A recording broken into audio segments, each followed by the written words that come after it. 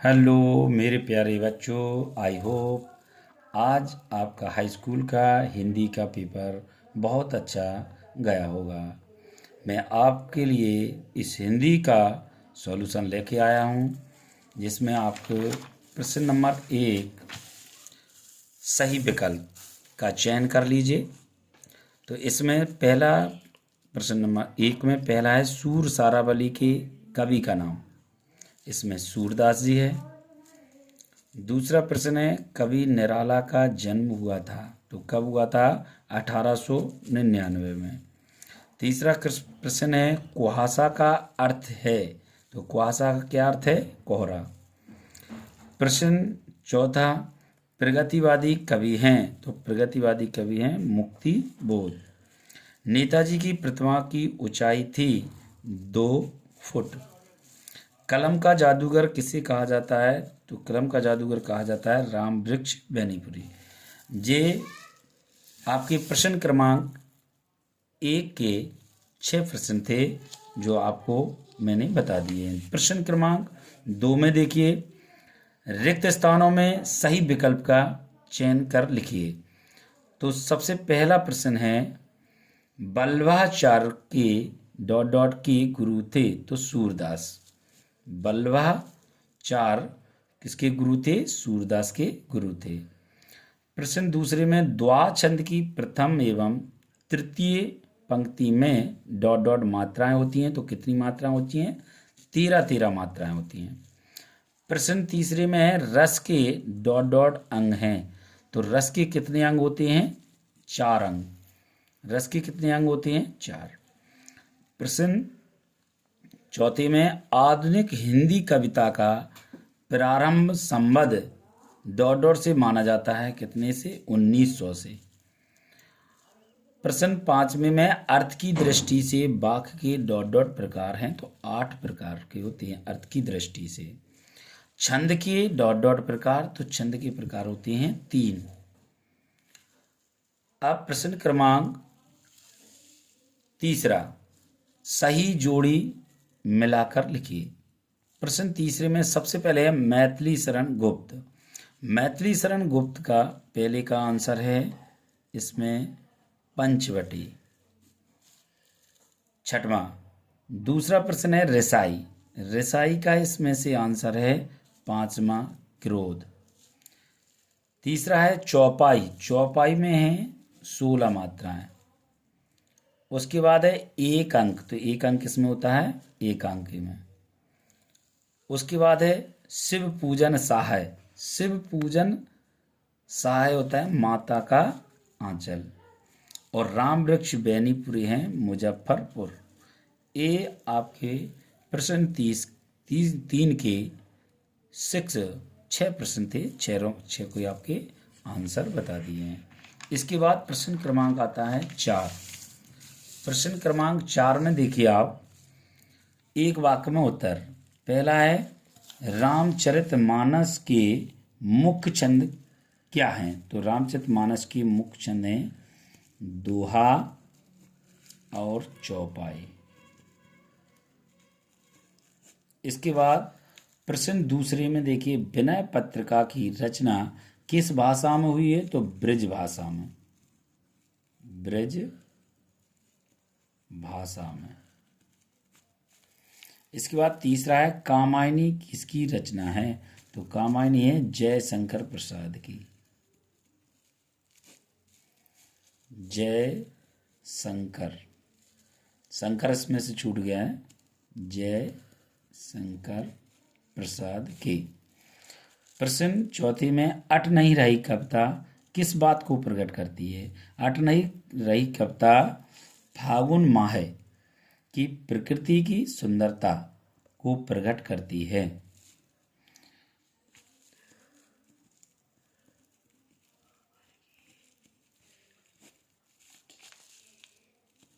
माह की सुंदरता को प्रकट करती है। अगला है कवि नागार्जुन का मूल नाम क्या था? नागार्जुन का मूल नाम था वैद्यनाथ और निराला रचनावली में कितने खंड थे? तो 8 खंड थे। ये आपके एक वाक्य में 6 जो प्रश्न थे वो आपने सॉल्यूशन मैंने आपको बता दिया, आप चेक कर सकते हैं। प्रश्न 5 में आते हैं सत्य असत्य। श्री कृष्ण ने गोपियों को समझाने उद्धव को भेजा, किसको भेजा था? तो ये उद्धव को भेजा था, सत्य है। और बिस्मिल्लाह खां हिंदू मुस्लिम एकता के समर्थक थे, ये भी सत्य है। पर्वतीय सुंदरता मन को नहीं भाती, ये असत्य है आपका। और संस्मरण में कल्पना तत्व की प्रधानता होती है, ये भी असत्य है। हिंदी का प्रथम उपन्यास परीक्षा गुरु माना जाता है, ये सत्य है। कहानी के 6 तत्व होते हैं, ये भी आपका सत्य है। सत्य असत्य में आपके तीसरे और चौथे कैसे हैं? असत्य हैं। ये सेट ए है, सेट ए के आंसर हैं जी। और अब इसमें अगली प्रश्न 6वां प्रश्न आता है, कवि नागार्जुन की 2 रचनाओं के नाम। नई कविता की कोई 2 विशेषताएं। तो ये दोनों हमने आपको क्वेश्चन पहले ही याद करवाए थे। नई कविता की 2 विशेषताएं आपको लिखवाई थी, नागार्जुन आपके पाठ से आपको क्वेश्चन याद कराए थे। कवि सूरदास तथा तुलसीदास की काव्यगत दोनों की आपको रचना मैंने लिखाई हैं। सूर सारावली है, इसमें तुलसीदास में भी आपको मैंने कविता लिखाई हैं, गीतावली है, कवितावली है, ठीक है, और बनय पत्रिका है, ये आपको मैंने करवाई थी। फसल क्या है, ये भी क्वेश्चन है। उद्धव के व्यवहार की तुलना किस किस से की गई? तो हमने इसके उदाहरण बताए थे आपको। उद्धव के व्यवहार की तुलना काय काय से की गई है? तो कमल की पत्ती से की गई है। तो ये सब क्वेश्चन आपको मैंने बताए थे। और ककड़ी, कड़वी ककड़ी से भी इनको बताया था। और कविता में बादल किन किन अर्थों की ओर संकेत करते हैं, ये क्वेश्चन मैंने लिखा है आपको। स्मृति के पथे बनाने से कवि का क्या आशा है? ये कितने अच्छे क्वेश्चन मैंने आपको बताए थे। और जो मैंने क्वेश्चन दिए थे उन्हीं में से अधिकतर आपका पेपर 90% से ऊपर वही क्वेश्चन आए हैं। काव्य की परिभाषा लिखिए, कितना अच्छा क्वेश्चन था। रसयुक्त वाक्यम काव्यम। और पुनरुक्ति प्रकाश अलंकार की परिभाषा मैंने कितनी सरल भाषा में आपको इसका उदाहरण दिया था, आपको बताया था। रस किसे कहते हैं, ये भी देख कितना अच्छा क्वेश्चन मैंने आपको ये बताया था, और रस किसे कहते हैं। और उसके नीचे देखिए चौपाई छंद की परिभाषा उदाहरण से बहुत अच्छा उदाहरण लिखाया था आपको। चौपाई छंद लिखाए थे, 16 मात्राएं आपको बताई थी इसमें। रामवृक्ष बेनीपुरी, और रामवृक्ष बेनीपुरी की क्या विशेषताएं हमने लिखाई थी। यतीन्द्र मिश्र का साहित्यिक परिचय। उसके बाद नीचे देखिए भगत की पुत्रवधू उन्हें अकेले क्यों नहीं छोड़ना चाहती थी। नाटक एकांकी में कितने अच्छे क्वेश्चन हमने आपको इसके जो आंसर हैं कितने लिखाए थे। 2 अंतर पूछे गए आपको, तो मैंने 4 अंतर इसके लिखाए हुए हैं नाटक के लिए। और एकांकी में 1 अंक होता है, ये भी क्वेश्चन आपका ऑब्जेक्ट टाइप में क्वेश्चन आ गया है। एकांकी वाला जो मैंने बताया था 1 अंक होता है, नाटक में अनेक अंक होते हैं, ठीक है। एकांकी के लिए और नाटक के लिए आपको रंगमंच की आवश्यकता कौन को कितनी होती है, ये मैंने सब क्वेश्चन आपको बहुत अच्छे तरह से कराए थे। लेखा मनु भंडारी वाला देखिए, ये भी क्वेश्चन बहुत अच्छी तरह से करवाया था। बिस्मिल्लाह खां को शहनाई की मंगल ध्वनि का नायक क्यों कहा जाता है? तो कितना अच्छा वो बजाते थे, इस वजह उसे शहनाई का ध्वनि का नायक बोला जाता था, ये भी क्वेश्चन कराया था। गद्य की कोई 4 विधाओं के नाम, तो मैंने इतनी लिखाई थी गद्य की विधाएं, नाटक एकांकी, उनमें से आपको मात्र 4 पूछ ली गई हैं। बाबू गुलाब राय के अनुसार निबंध की परिभाषा मैंने आपको लिखाया था, आपको बाबू गुलाब राय की परिभाषा भी आपको मैंने करवाई थी, बहुत अच्छी है। इसके बाद संधि समास, देखिए मैंने कितनी बार आपको क्लास में कितनी बार संधि समास का मैंने बोला था आपको कि ये क्वेश्चन जरूर आएगा, और देखिए ये क्वेश्चन आ गया। संधि समास में कितना, संधि में कितने, संधि में विच्छेद किया जाता है, समास में विग्रह किया जाता है। संधि में क्या किया था, मैंने आपको बताया था कि संधि में वर्णों का मेल होता है, समास में क्या होता है, शब्दों का मेल होता है, ठीक है। संधि 3 प्रकार की होती हैं, समास 6 प्रकार के होते हैं। मैंने कितने कितने अंतर बहुत अच्छी तरह से आपको बताए थे। शब्द शक्ति कितनी प्रकार की होती है, नाम भी लिखिए। देखो शब्द शक्ति की सभी आपको प्रकार बताए थे। शब्द शक्ति अविधा है, व्यंजना है, लक्षणा है, जो आपको मैंने आपको बताए थे वही क्वेश्चन आ गए। जो मैंने आपको करवाए हैं वो सभी क्वेश्चन आ गए।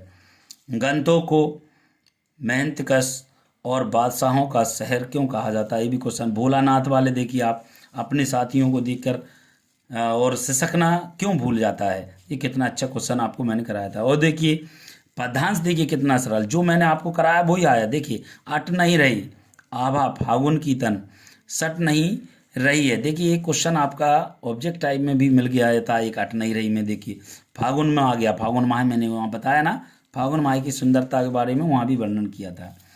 इसके बाद देखिए इसके अथवा में देखिए, जिसका अरुण कपोलों की मतवाली सुंदर छाया, ये भी आपको करवाया था। जो मैंने क्वेश्चन करवाए हैं और 90% से ऊपर वो ही क्वेश्चन आए हैं। संस्कृति के नाम, जिसे जिस कूड़े करकट के ढेर का बोध होता है, ये भी मैंने गद्यांश आपको करवाया था। और देखिए ये तो कितना सरल आ गया, आषाढ़ की रिमझिम है और समूचा गांव खेतों में उतर पड़ा है, कहीं कहीं हल चल रहे हैं। ये कितना अच्छी तरह से क्वेश्चन भी है और क्वेश्चन के माध्यम से मैंने पूरा इसको समझाया था। अनुशासन का महत्व, विषय पर अनुच्छेद, कितना बढ़िया। अनुशासन का महत्व, मैं बार बार आपको क्लास में भी कहता हूँ कि अनुशासन रखना बहुत ही अच्छी बात होती है। स्टूडेंट हो या अदर कोई भी हो, अनुशासन अपने लिए बहुत अच्छा होता है। इसलिए मैंने अनुशासन का महत्व आपको कई बार समझाया है। और प्रिय खेल, आपको खेल भी खिलाया मैंने। उस खेल के बारे में देखो आया, प्रिय खेल क्रिकेट के संबंध में, दो मित्रों के बीच संवाद। तो मैंने या तो आपको पूरा क्रिकेट खिलवाया था, उसमें आपको पूरी जानकारी दी थी। तो कितना अच्छा आपको, इसको आपको खुद ही आपने लिख लिया होगा। और निम्नलिखित अपठित गद्यांश और तथा काव्यांश को पढ़कर दिए गए प्रश्नों के उत्तर। देखिए वैदिक काल से ही हिमालय पहाड़ को बहुत पवित्र माना जाता है। तो हिमालय पहाड़ को पवित्र माना जाता है। देखिए इसमें आपका उपयोग गद्यांश उपयोग शीर्षक में क्या हो गया, हिमालय हो गया। जिसके बारे में पूछा वही वही क्या हो जाता है, शीर्षक हो जाता है। हिमालय को देखकर कौन कौन से भाव जागृत होते हैं।